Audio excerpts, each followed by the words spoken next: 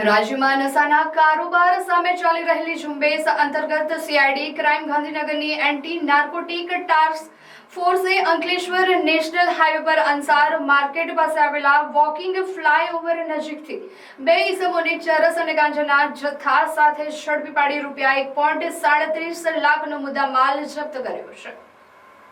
મળેલ ચોક્કસ બાતમીના આધારે એન્ટી નાર્કોટિક ટાસ્ક ફોર્સની ટીમે અંકલેશ્વર હાઈવે પર વોચ ગોઠવી હતી. આ દરમિયાન અંસાર માર્કેટ પાસે આવેલા વોકિંગ ફ્લાયઓવર નજીકથી શંકાસ્પદ હાલતમાં જઈ રહેલા બે ઈસમોને અટકાવી તેમની તલાશી લેતા તેમની પાસેથી માદક પદાર્થો મળી આવ્યા હતા. પોલીસે ગાંજો 973 ગ્રામ, ચરસ 195 ગ્રામ અને એક મોટરસાયકલ તથા બે મોટરસાયકલ મળી રૂપિયા 1.37 લાખના મુદ્દામાલ સાથે માંગરોળ તાલુકાના કોઠવા ગામના તૌશીફ શેખ તેમજ મહેન્દ્ર વસાવાની ધરપકડ કરી કાયદેસરની કાર્યવાહી હાથ ધરી છે.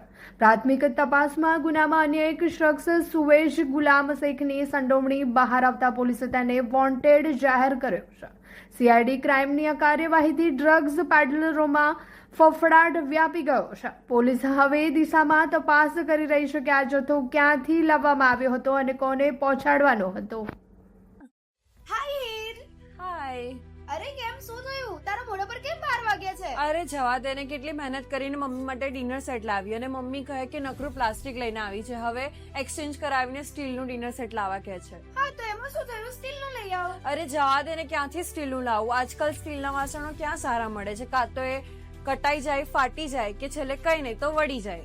હવે સ્ટીલના વાસણો નહીં ફાટે, વળે કે નહીં કટાય.